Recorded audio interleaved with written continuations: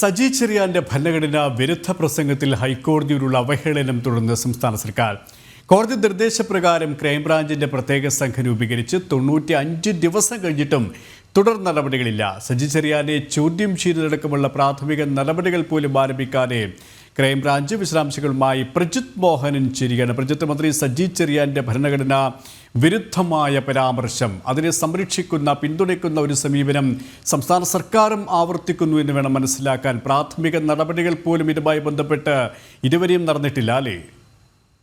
മന്ത്രി സജി ചെറിയാന്റെ ഭരണഘടനാ വിരുദ്ധ പ്രസംഗത്തിലാണ് ഹൈക്കോടതിയിലുള്ള അവഹേളനം സംസ്ഥാന സർക്കാരും തുടർന്നുകൊണ്ടിരിക്കുന്നത്.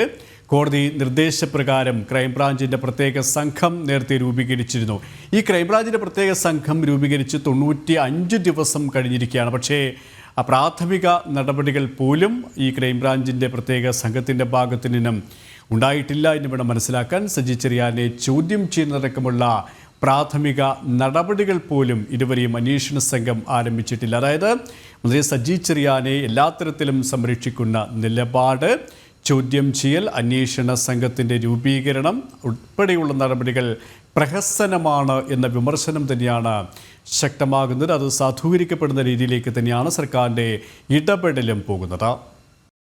ഇവരുമായി പ്രജിത് മോഹനൻ ചിരിയാണ്. പ്രജിത്ത്, ഭരണഘടനാ വിരുദ്ധ പ്രസംഗം നടത്തിയ മന്ത്രി സജി ചെറിയാനെ സംരക്ഷിക്കുന്ന നിലപാട്, അതായത് നിയമവിരുദ്ധമായ നിലപാട് തന്നെയാണ് സർക്കാരും ആവർത്തിക്കുന്നത് എന്ന് വേണം മനസ്സിലാക്കാനല്ലേ? അങ്ങനെ തന്നെയാണ് കെ പി. കാരണം ഹൈക്കോടതിയെ പോലും അവഹേളിക്കുന്ന നിലപാടാണ് സംസ്ഥാന സർക്കാർ സ്വീകരിക്കുന്നതെന്ന് പറയാതിരിക്കാൻ വയ്യ.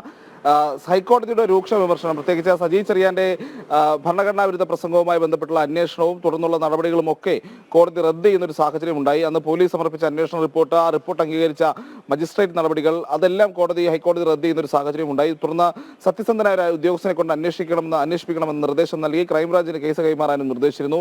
പിന്നെയും ഒരാഴ്ചയൊക്കെ വൈകിട്ടാണ് ക്രൈംബ്രാഞ്ചിന്റെ പ്രത്യേക അന്വേഷണ സംഘത്തെ സർക്കാർ പ്രഖ്യാപിക്കുന്നത്. 2024 നവംബർ 28-ന്.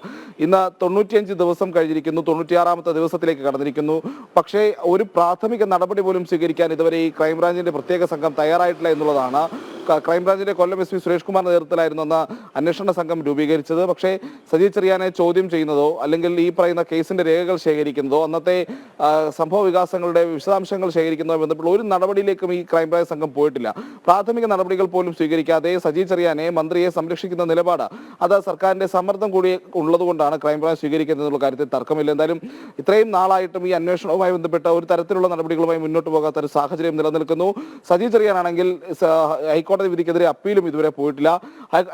അപ്പീൽ പോയാൽ വലിയ തിരിച്ചടിക്കുള്ള സാധ്യത ഭയന്നുകൊണ്ട് തന്നെയാണ് മന്ത്രി ആ ഒരു സമീപനവുമായി മുന്നോട്ട് പോകുന്നത്. ഇതിനിടയിലാണ് ക്രൈംബ്രാഞ്ച് കൂടി മന്ത്രിയെ സംരക്ഷിക്കുന്ന നിലപാട് സ്വീകരിക്കുന്നതും.